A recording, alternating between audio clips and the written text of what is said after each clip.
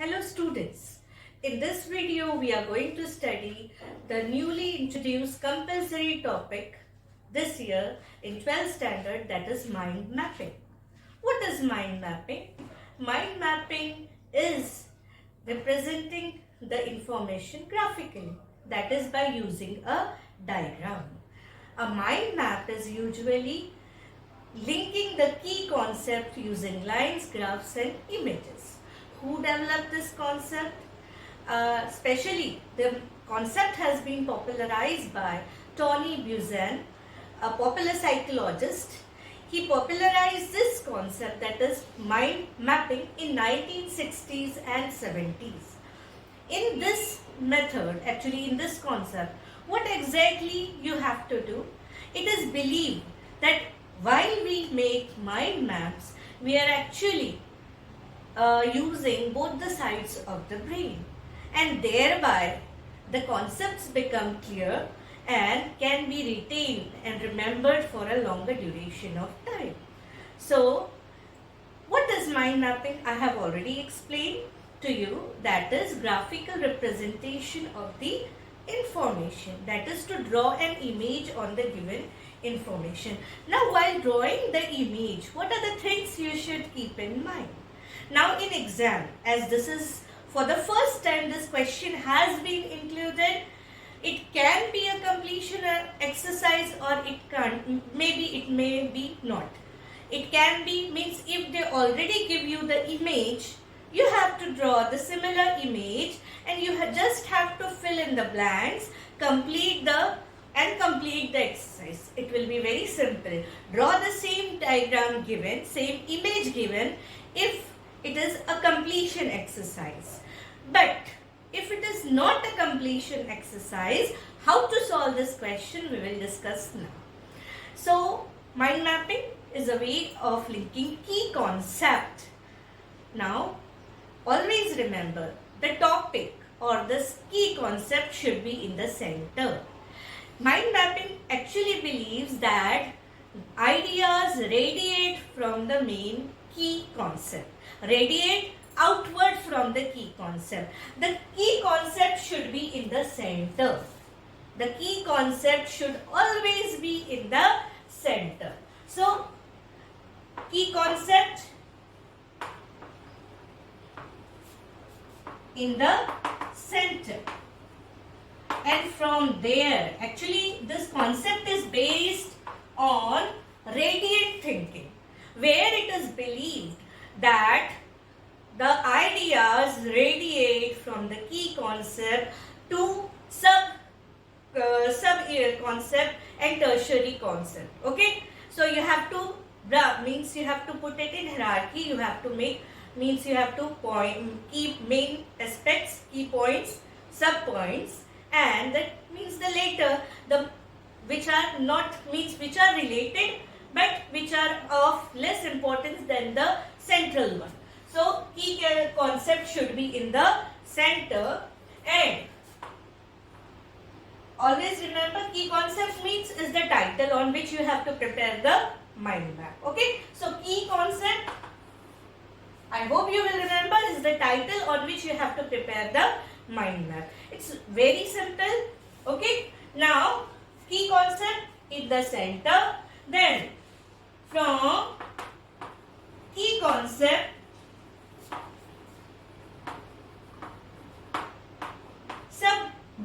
main branches and main branches at least three should radiate out,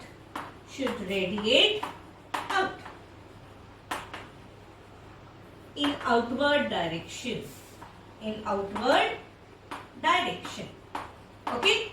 So the central figure, it usually can be in middle, in the center of your page, and from there the other branches will be emitted, radiate out. Okay, and the key concept, write keywords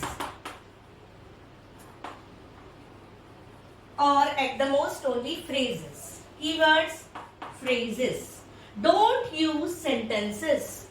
While drawing maps, mind maps, we are trying to use keywords only. Okay? Use only keywords. You should mention it in short. Okay? From key concept, main branches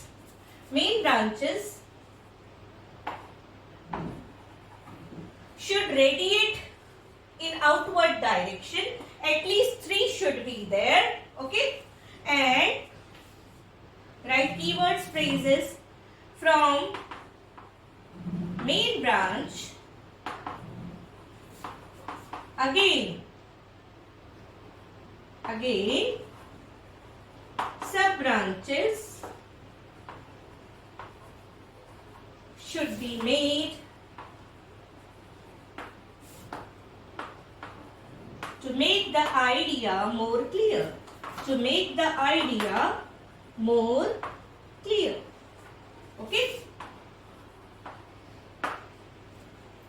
Very simple. Mind mapping, actually this is a very scoring question. It's a compulsory question. So you don't have any choice. You have to solve this question. As I explained earlier, by chance if it is only a completion exercise as it was in previous years like note making, you don't have to do anything. You just have to draw the image given there as it is and you have to complete the information. Okay?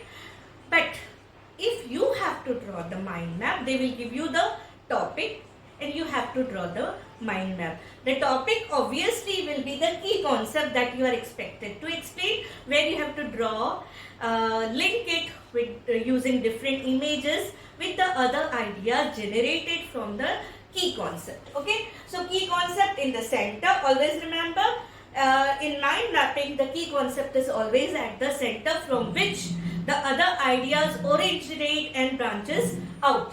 Then from key concept, main ideas will radiate. At least 3 should be there in outward direction. Again from this main, sub ideas will be generated. You can go on extending till your topic at hand or to what you want to explain is explained in a simplified manner. Okay, from main branches, again sub branches should be made to make the idea more clear.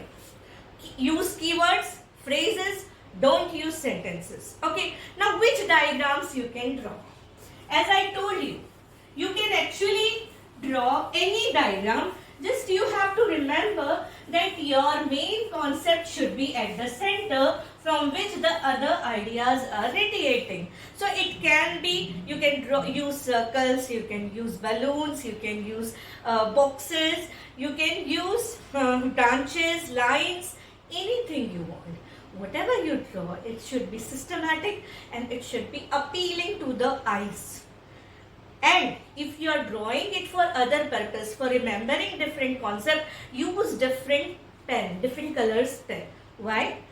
Because as I told you, it is believed that it means it's appealing to it when you are drawing mind maps. Actually, you are using both the parts of your brain and thereby you remember the thing and for a little longer time. The retention is much longer. So if you are drawing for the sake of studying different concept, it is better to use different pens to highlight and so that you will remember it for a longer duration of time. Now, I already told you have to use keywords, you can't use sentences and all. Which are the diagrams? I'm giving one example for this. For example, if they give you a topic, as I told, the topic should be in the center. Imagine the topic is preparation for English paper of 12th standard. So topic, preparation of English subject for board exam. So this is the central concept from which the other concept will radiate. Now, preparation needs what? You can use the diagram, balloon diagrams given in your text, or you can just use circle, you can use boxes. Usually boxes, lines and all you can use, as I said, appears more systematic instead of balloons and all. For actually exam purpose, you should use boxes. Okay. Then if you are using, so here the main branch I will decide that it will be study of prose. Okay. Then poetry, you can write prose section, poetry section even if you want. Okay. Then it is writing skills. Okay. Writing skills. Then again it will be last one, novel. Okay. Now again, are there sub branches of this? Obviously. In prose, what you are going to study?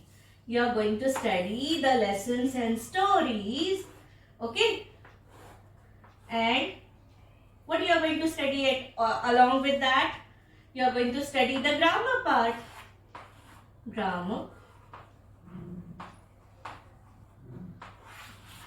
Lessons. Textual grammar you can say. Lessons. Then in poetry, how you are going to prepare? You are going to study poet what? You are going to study what? You are going to study literary devices. Then you are going to study appreciation. Yes, you have to learn for preparation of your exam. Okay, you are going to learn appreciation, and again you can branch out more. Again you can branch out more. How? Textual grammar, you can mention the topic. Again you can carry it forward. And always remember, first plan what you are going to draw. And then you should go on adding the sub-concepts and other concept to the central concept. Okay? Poetry, literary devices, then I will mention figures of speech, symbolism, imagery. I can go on adding to the branch. Okay? Appreciation, then writing skill, there are so many writing skills, so I can go on adding like mind mapping, then email, then blog, and even in that I can specify exactly how. Okay. Then novel, I can specify history of novel we have to prepare. Then again we have to prepare 3 novels which are included in the text. See that whenever you are drawing the mind map, you don't have to write in detail. You have to write the key concept and go on explaining. Main concept in the center, other concept, key concept in the center, main branches, sub branches, tertiary branches, as many as you can. Now the question is for 4 marks. Presentation matters. So think of the image you are going to draw depending on what you have to explain. And 3 to 4 branches, main and sub branches you have to include. Okay, I hope the question must be clear. It's very useful. Mind mapping is useful where? For memorizing, for writing notes, for longer retention of any means you can just explain, for preparing, for discussion, for many things. It's very, very useful. You can use it and you can memorize the things early and remember it for a longer period of time. So in this video we studied about mind mapping, a concept by Tony Buzan, a psychologist, where the main thing is that information is explained using diagrams, images, links, lines and all. Key concept from which other concept radiate based on radiant thinking, where from central radiates the other images. I hope you might have understood. Do subscribe to the channel to study other writing skills which are there. Thank you.